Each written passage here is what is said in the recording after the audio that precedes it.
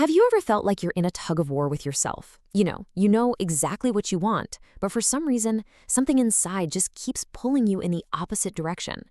Well, let's dive into why we become our own worst enemy, and more importantly, how we can finally win that fight. This image really gets to the heart of it, doesn't it? That feeling of literally working against yourself. You set goals, you make these amazing plans, but somehow you end up being the main obstacle standing in your own way. It's maddening. And this quote just nails it. It's this bizarre, illogical contradiction where our actions actively prevent the very things we say we want. It makes no sense on the surface, it's super frustrating, and you know what? Almost all of us do it. Let's make this real. So take Mariana. Her goal to get healthy is always just around the corner, always pushed to a next week that, well, it never actually shows up. And this isn't just about the gym, it's a classic pattern of delay. Or what about Paulo? He wants a stable career, and he knows exactly what he needs to do to get there. But his daily actions, hitting the snooze button, falling down an internet rabbit hole, they're in direct opposition to his biggest ambitions. And then there's Juliana. She's sabotaging her massive, long-term dream of owning a home for the short-term thrill of small, pointless purchases. Do any of these stories sound a little too familiar? It's that classic cycle of trading a huge future win for a tiny, fleeting reward right now. So, what is really going on here? At its core, self-sabotage is basically a war inside your own head. It's a major conflict between the part of you that says, let's do this, your conscious mind, and another part that's full of fear, your subconscious. Think of it exactly like this. Your conscious mind, the logical part, is setting all these great goals for success and health. But your subconscious, which runs on pure emotional memories, is trying to protect you. It's terrified of potential pain, the pain of failing, of being rejected, or even just the scariness of the unknown. So it keeps you in your familiar, safe zone, even if that zone is a place where you're not happy or successful. And these subconscious fears, they're built on a foundation of what we call limiting beliefs. You can think of them like a hidden script or a set of invisible rules.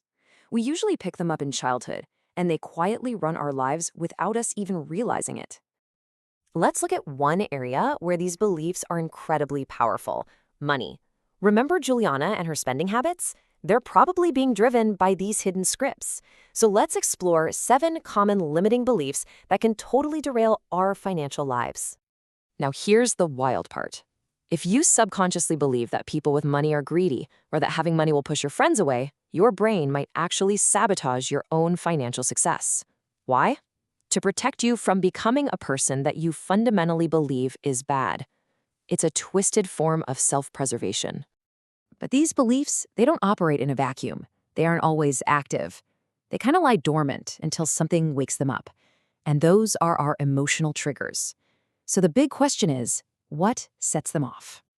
Let's say you get some criticism at work. For a lot of us, that experience could trigger a really deep-seated limiting belief that says, see, I'm not good enough. And that awful feeling can lead directly to self-sabotaging behavior, like procrastinating on a huge project to avoid the risk of more criticism. Okay, so we've got these limiting beliefs and emotional triggers working against us. It sounds kind of tough, right? But here's the most important thing to remember. We are not powerless here. We can absolutely break this cycle. The secret is to stop fighting our mind and start training it, to turn it from an inner enemy into our greatest ally. And just like you'd go to the gym to train your body, your mind needs a workout too. So here's a simple 5-step mental workout you can start today to build that resilience, that mental fortitude you need. First up, meditation. And listen, this isn't about emptying your mind of all thoughts. That's impossible. It's about learning to focus it. By training your brain to stay in the present, you start to gain control over those impulsive, emotionally driven reactions that lead to sabotage. Next, self-compassion. This is the ultimate antidote to that harsh inner critic that fuels all this stuff. All it means is treating yourself with the same kindness and understanding you'd give to a good friend when they mess up. Simple as that. Third, we build strength by taking on new challenges. Every single time you step out of your comfort zone and you handle something difficult, you are actively rewiring your brain. You're proving to yourself with hard evidence that you're capable, which just chips away at that fear of failure. Number 4 might sound super obvious, but it is absolutely critical. Your physical health directly impacts your mental resilience. We're talking exercise, good food, proper sleep. These aren't just nice to haves, they are the non negotiable foundation for a strong mind. And finally, gratitude. This simple practice actively shifts your focus. It trains your brain to stop fixating on fears, limitations, and what's missing, and instead to see the abundance and possibility that already exists in your life. So, the real takeaway here is that this isn't a one-time fix. It's a continuous practice, a new way of living. But by recognizing your own cycle of triggers and beliefs, and by consistently doing these mental exercises, you can absolutely get out of your own way. So, to end this explainer, I'll just leave you with a powerful question to really think about. What parts of your life, what dreams or goals are just waiting for you to finally stop being the obstacle and just let them happen?